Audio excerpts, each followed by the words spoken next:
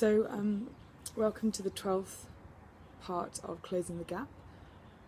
becoming the person you want to be in comparison to the person you are right now. I just kind of wanted to talk a little bit about vision and what it means to close the gap and what it looks like to make goals and what it looks like to be where you are right now and properly take stock of your life at the moment and then compare it to where you want to be and sort of look at that in a more practical way. So I've talked quite a lot about personality and how you need to really be sure of who you are and understand yourself in order to make changes and in order to understand how you work uniquely and sort of have grace for yourself so that you can work in the most natural way that's best for you. So I just wanted to talk a little bit about what it looks like to close the gap and what the gap is really. I feel like the gap is that sense that you have that you're made for more, that sense you have that there is something out there for you, or there's something that you're not quite attaining that you want to attain. And this whole series is a little bit about dreaming those dreams and having that vision for yourself and allowing yourself to think big and allowing yourself to go there in your mind and think, this is what I really want, this is what I really want to do, and then having that discipline and having that courage almost just to go for it. So the first thing in terms of closing the gap is to set yourself some goals. So first of all, you want to literally get a massive piece of paper if you're that way inclined and just write down all the things that you see in your life that you want to achieve, like literally from finance to relationships to fitness to intellect to hobbies, whatever it is you want to achieve, and write them down, and then write the specific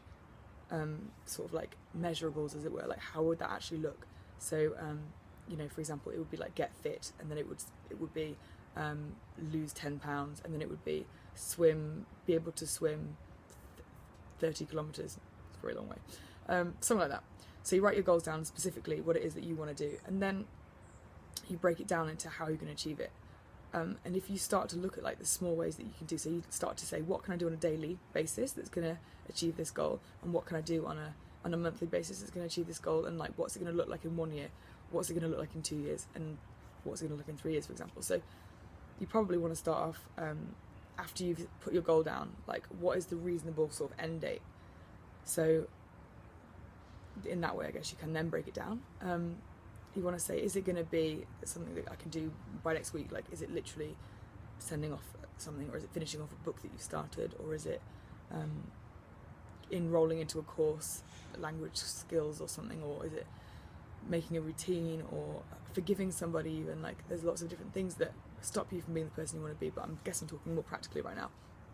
Practical things. So yeah, write all these goals down, write them down, write them big, write them, go crazy, dream big,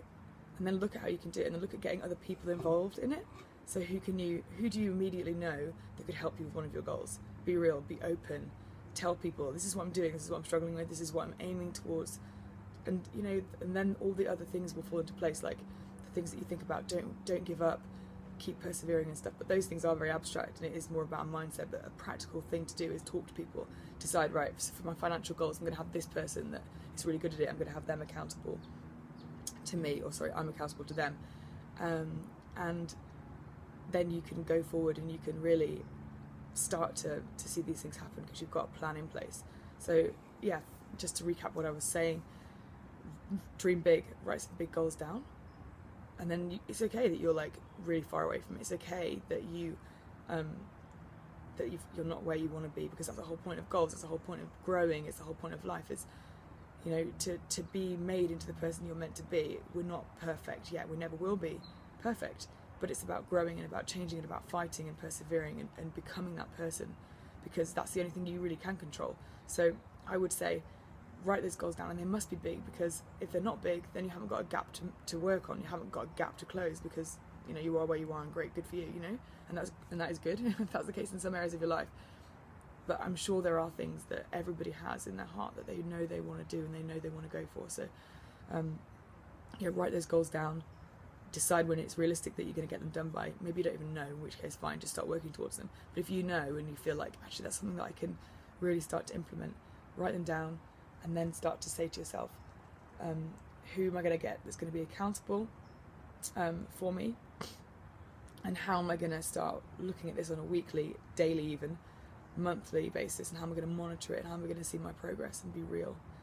about those things, and be happy with yourself, because you can do it. We can do these things. Like, nothing's impossible as long as we just put our mind to it, just keep going and being persistent. Okay, hope that helps.